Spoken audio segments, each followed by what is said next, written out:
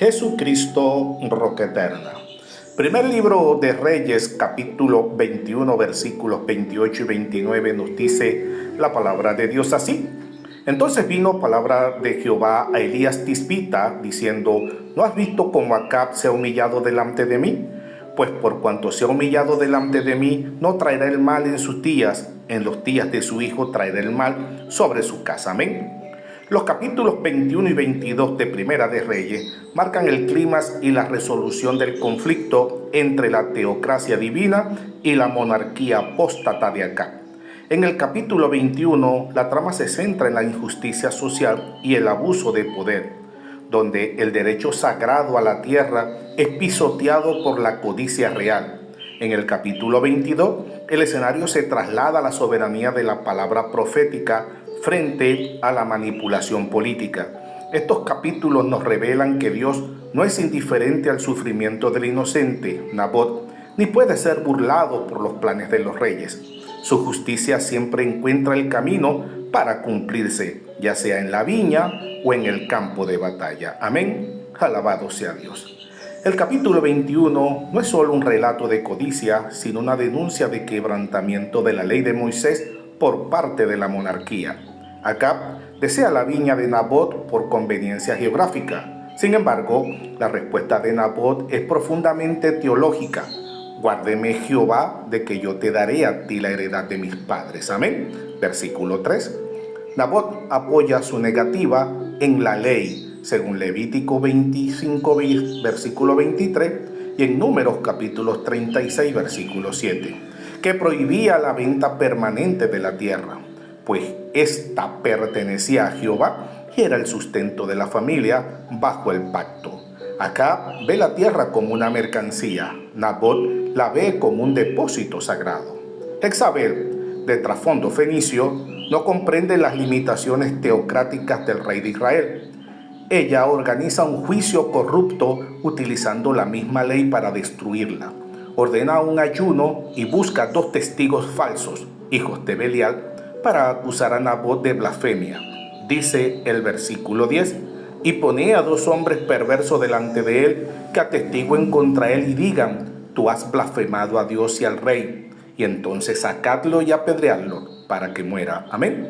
Cumpliendo formalmente con el requisito de Deuteronomio capítulo 17, versículo 6, para ejecutar a un inocente y confiscar su propiedad.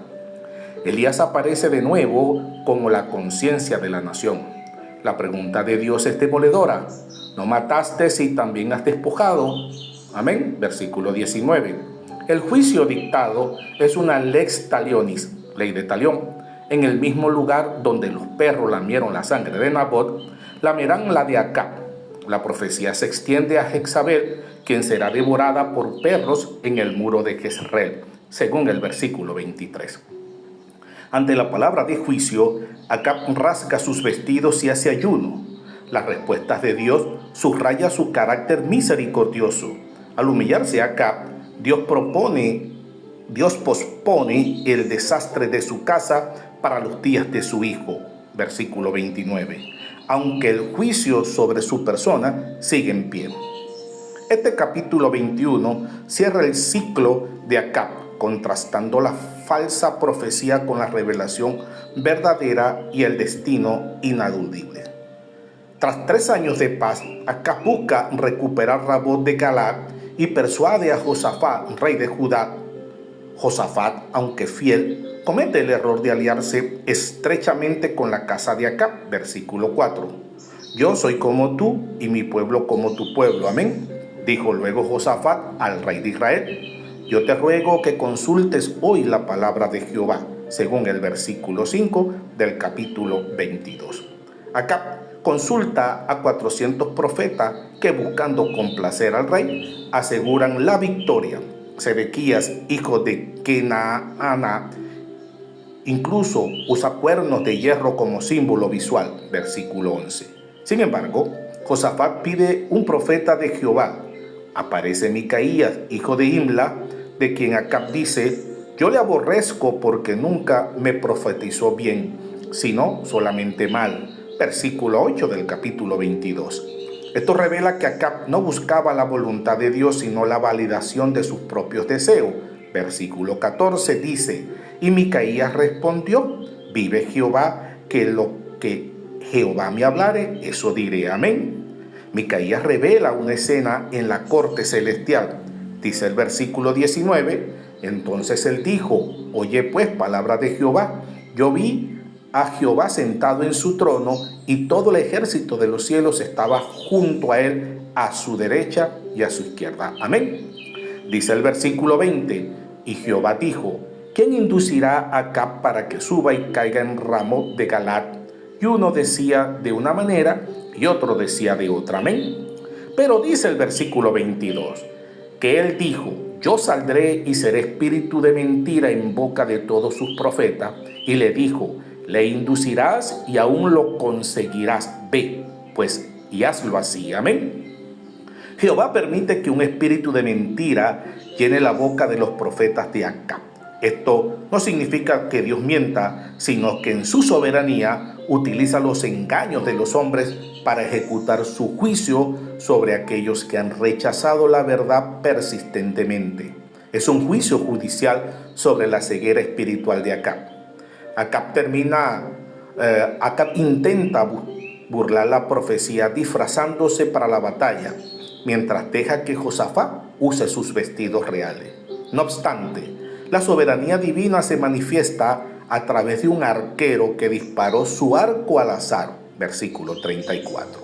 La flecha hirió a Acab por las juntas de la armadura, o sea, por la costura.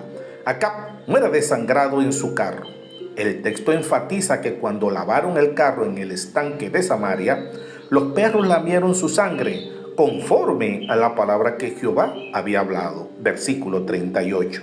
Cerrando así el ciclo de la justicia por el crimen de Nabot.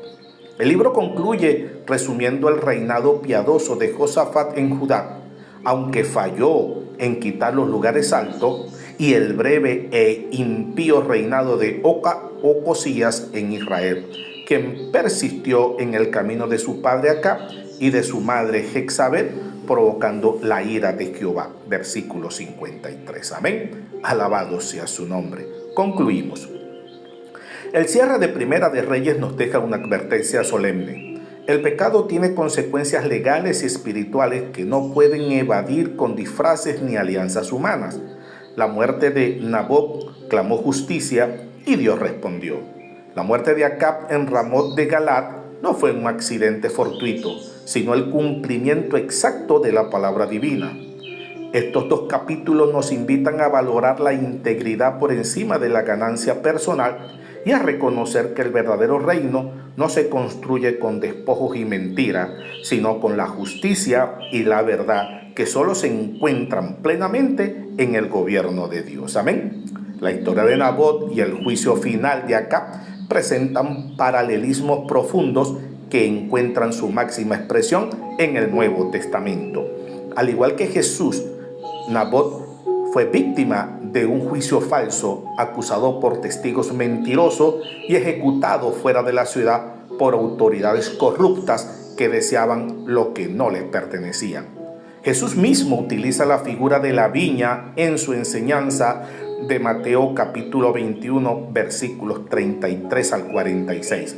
Así como los líderes de Israel mataron los profetas y al heredero para quedarse con la viña, la historia de Nabot prefigura el rechazo y la muerte del Hijo de Dios a manos de quienes abusaron de su mayordomía espiritual. Micaías y el testigo fiel. El profeta Micaías, quien se mantuvo firme frente a 400 profetas mentirosos, aún bajo amenaza de prisión, es un tipo de Jesús, quien es el testigo fiel y verdadero, según Apocalipsis capítulo 3, versículo 14. Jesús no habló para complacer al mundo, sino que solo dijo lo que el Padre le mandó, incluso cuando eso lo llevó a la cruz. Amén. Alabado sea Dios. Vamos a orar. Señor Todopoderoso, Dios de justicia y de verdad, hoy nos presentamos ante ti reconociendo que nada está oculto a tus ojos.